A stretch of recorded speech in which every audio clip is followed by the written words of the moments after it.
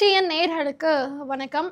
நம்ம தொடர்ந்து என்னென்ன நடக்குது அப்படின்ற விஷயத்த வந்து மக்களுக்கு அப்டேட்டாக கொடுத்துட்ருக்கோம். அந்த வகையில் நேற்று இரவு பார்த்தோம் அப்படின்னா டெல்லி செங்கோட்டையில் குண்டுவெடிப்பு ஏற்பட்டிருக்கு. அதில் வந்து பலர் உயிரிழந்திருக்காங்க, பலர் படுகாயம் அடைஞ்சிருக்காங்க அப்படின்ற செய்தி தான் இன்றைக்கி நாடு முழுவதும் அதிர்வலை ஏற்படுத்தியிருக்கு. வேற எங்கேயாவது இந்த மாதிரி அசம்பாவிதம் நடந்துருமோ அப்படின்ற சோதனைகளுமே நாடு முழுவதும் பண்ணிட்டு இருக்காங்க.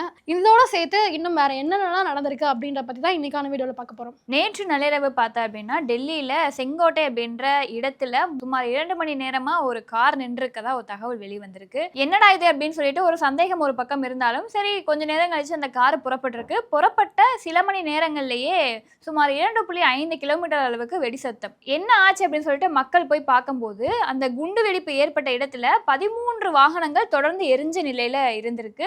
13 உயிர்கள் இப்போ வரைக்கும் போயிருக்கதாவும் 24 பேர் வந்து பலத்த காயமடைஞ்சிருக்காங்க அப்படின்ற மாதிரியான ஒரு தகவலும் வெளிவந்திருக்கு. ஸோ இதை பார்க்கும்போது மக்கள் எல்லாருக்குமே என்ன தோணுது அப்படின்னா, ஏன் இந்த மாதிரியான ஒரு சம்பவம் நடந்தது? இதுக்கு முன்னாடியே தீவிரவாத குழுக்கள் வந்து இது பிளான் போட்டாங்களா? புல்வாமா அட்டாக்ல எப்படி தற்கொலை தாக்குதல் நடந்ததோ அதே மாதிரி இந்த அட்டாக்கை முயற்சி பண்ணியிருக்காங்களா அப்படின்ற பல கேள்விகள் வந்து எழுந்துட்டு இருக்கு. ஸோ நடவடிக்கை எடுக்கப்படும், சம்பவம் வந்து எப்படி நடந்தது அப்படின்றத நாங்க விசாரிக்கிறோம் அப்படின்ற மாதிரியான நிறைய தகவல்களை வந்து மத்திய அரசாங்கமும் அமித்ஷா அவர்களும் தெரிவிச்சிட்டு இருக்காரு. ஸோ இந்த சம்பவம் நடந்ததுக்கு அப்புறம் பார்த்தா அப்படின்னா அமித்ஷா அவர்கள் வந்து 10 நிமிஷத்திலே மருத்துவமனைக்கு போறாரு. என்ன நடக்குது, என்ன ஏது அப்படின்றத விசாரிக்கிறாரு. இது நாச செயலா இல்ல அதுவா கோஇன்சிடென்டா நடந்ததா அப்படின்ற மாதிரியான பல கோணங்களை வந்து விசாரணை மேற்கொண்டுட்டு இருக்காங்க. ஆமா, அதுக்கப்புறமாவே அந்த சம்பவத்துல ஈடுபட்டிருப்பாங்க அப்படின்னு சொல்லிட்டு சந்தேகத்தின் பேர்ல ஒரு 4 பேருடைய புகைப்படங்களையுமே வெளியிட்டிருக்காங்க. ஸோ இவங்கெல்லாம் தான், அதாவது இவங்களை கைது பண்ணும்போது ஒரு சந்தேகத்தின் பேர்ல கைது பண்றாங்க. அவங்க கிட்ட துப்பாக்கிகள் இருந்திருக்கு, வெடிகுண்டுகள் இருந்திருக்கு, வெடி மருந்துகள் இருந்திருக்கு. ஸோ கண்டிப்பா இவங்களுக்கும் இந்த சம்பவத்துக்கும் ஏதோ தொடர்பு இருக்கு அப்படின்ற சந்தேகத்தின் பேர்ல அந்த 4 பேருமே கைது பண்றாங்க. கைது பண்ணதோட மட்டும் இல்லாம தீவிரமா விசாரிச்சுட்டு இருக்காங்க. ஏன்னா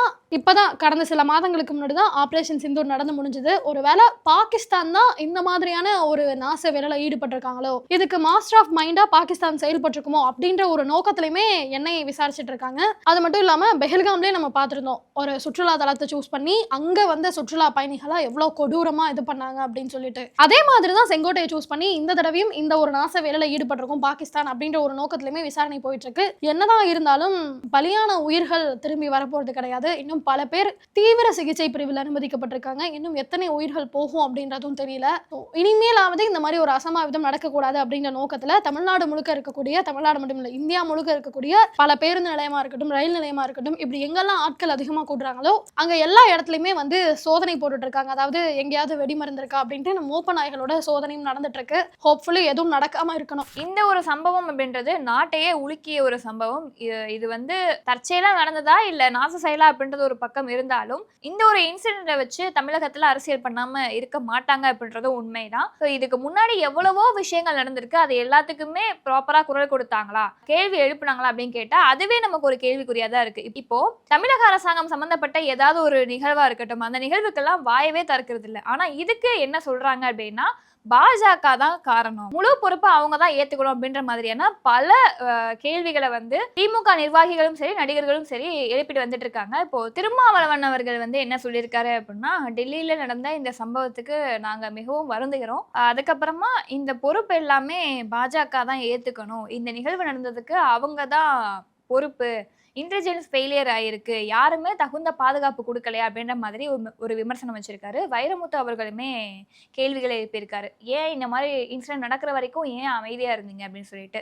ஸோ இவங்க எல்லாத்தையுமே பார்த்து ஒரே ஒரு கேள்வி தான் கேட்கணும். பலத்த பாதுகாப்பு வந்து கொடுக்க தான் செஞ்சிருக்காங்க. இந்த இன்சிடென்ட் நடக்கிறதுக்கு 15 நாட்களுக்கு முன்னாடியே அந்த 4 பேர் கைதானாங்க இல்லையா, அவங்கள வந்து காவல் அதிகாரிகள் வாட்ச் பண்ணிட்டு தான் இருந்திருக்காங்க. அதை மீறியும் இந்த ஒரு இன்சிடென்ட் நடந்திருக்கு அப்படின்னா ஏதோ ஒரு இடத்துல நம்ம எதையோ ஒன்று மிஸ் பண்ணியிருப்போம் அப்படின்றது தான் எடுத்துக்கணும். ஸோ இழந்தது தான். ஆனால் ஒட்டு மொத்தமாக பாஜக தான் காரணம் அப்படின்னு சொல்றது எந்த விதத்தில் நியாயம் அப்படின்னு தெரியல. இதே திருமாவளவன் அவர்களை பார்த்து எதிர்க்கட்சியில் இருக்கவங்களாம் என்ன கேள்வி கேட்குறாங்கன்னா, கரூர்ல ஒரு துயர சம்பவம் நடந்துச்சு, 41 உயிர்கள் பலியாச்சு, அப்போ இதுக்கு முழு பொறுப்பையும் திமுக தான் ஏற்கணும் அப்படின்னு சொல்லும்போது ஒத்துக்காதவங்க, அதுக்கு அந்த நடிகர் மட்டும்தான் காரணம், அந்த கட்சியுடைய தலைவர் மட்டும்தான் காரணம் அப்படின்னு சொன்னவங்க, இப்போ முழு பொறுப்பையுமே பாஜக தான் ஏற்கணும், பாஜகவோட அலட்சிய தான் இந்த மாதிரி சம்பவம்லாம் நடந்துச்சு, ஏன்னா மத்தியில் இருக்கிறது அவங்க தான், மொத்தமா கண்காணிச்சிருக்கணும், என்ன இன்டெலிஜென்ஸ் வச்சிருக்காங்க, அவங்க என்னதான் பண்றாங்க அப்படின்ற மாதிரி பல கேள்விகள் எழுப்புறாங்கல்ல.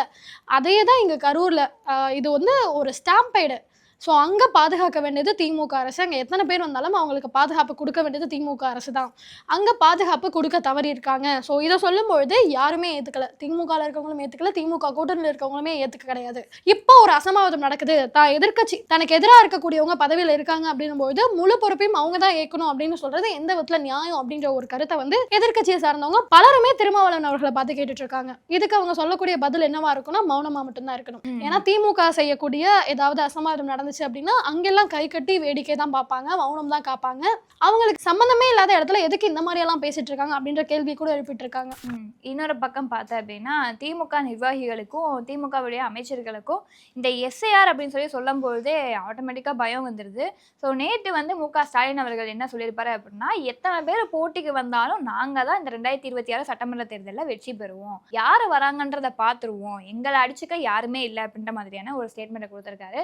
எஸ்ஐஆரை தமிழகத்தில் நடத்த விட மாட்டீங்க அப்படின்னு கேட்ட கேள்விக்கு அவர் என்ன பதில் சொல்லியிருக்காரு அப்படின்னா, எஸ்ஐஆர் நடத்தினா ஏழை எளிய மக்கள் வந்து பாவம், இப்போ அவசரமா எலெக்ஷன் டயத்துல எதுக்கு எஸ்ஐஆர் கொண்டு வரணும், எதுக்கு வந்து இந்த வாக்குப்பட்டியலை திருத்தணும் அவசரமா, மத்திய அரசுக்கு என்ன பயம் அப்படின்ற மாதிரியான ஒரு கேள்வியை வச்சிருக்காரு. ஸோ இதுக்கு பின்னாடி பார்த்தோம் அப்படின்னா உண்மையிலேயே திமுக அரசுக்கு தான் பயம் ஏற்பட்டிருக்கு. ஏன்னா இன்னும் தமிழகத்தில் இருக்கக்கூடிய பல மாவட்டங்கள்ல இறந்து போனவர்கள் இருப்பாங்க இல்லையா, அவங்களுடைய பட்டியல் கூட வாக்காளர் பட்டியலிருந்து எடுக்கப்படவே இல்லை. அப்ப எஸ்ஐஆர் நடத்தினா மட்டும்தான் இதற்கான ஒரு முடிவு கிடைக்கும் அப்படின்னு சொல்லிட்டு மத்திய அரசாங்கம் முடிவு பண்ணிருக்கு. இதை தெரிஞ்சுக்கிட்ட திமுக அரசு என்ன பண்றாங்கன்னா, இந்த மாதிரி அவங்க எஸ்ஐஆர் கொண்டு வந்தாங்க அப்படின்னா நமக்கு வர வேண்டிய பல ஓட்டுகள் வந்து வராம போயிடும். அது ஒரு பக்கம் இருந்தாலும் போலியான வாக்குகளுடைய எண்ணிக்கை அதிகமாயிடும், நம்ம தோல்வி அடைகிறதுக்கான வாய்ப்பு இருக்குமோ அப்படின்னு சொல்லிட்டு அவங்களுக்குள்ள ஒரு வியூகம் போட்டதா தெரிய வந்திருக்கு.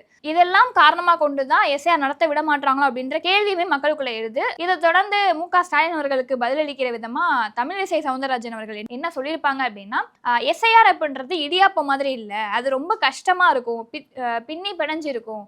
ஆனா எஸ்ஐஆர் அப்படின்றது இட்லி மாதிரி, நீங்க வந்து 4 டாக்குமெண்ட் தான் கொடுக்க போறீங்க, அதுவும் உங்ககிட்ட இருந்தா மட்டும்தான். அப்படி இல்லை அப்படின்னா நீங்க ஃபார்மை ஃபில்அப் பண்ணிட்டு போட்டோ ஒட்டி கொடுங்க. இது மூலமா வாக்காளர் பட்டியல் வந்து திருத்தப்படும், போலி வாக்குகள் வந்து தகர்க்கப்படும்ல, ஏன் இதுக்கு பயப்படுறீங்க அப்படின்ற மாதிரியான கேள்விகளை எழுப்பியிருக்காங்க. இன்னைக்கே நாங்க சொன்ன விஷயங்கள்லாம் தான் நேற்று நடந்தது, இப்போ வர பேச பொருளா இருக்கு. ஸோ இன்னைக்கு என்ன நடக்குது, நாளைக்கு என்ன நடக்குது அப்படின்றத நாளைக்கான வீடியோல பார்க்கலாம். நன்றி.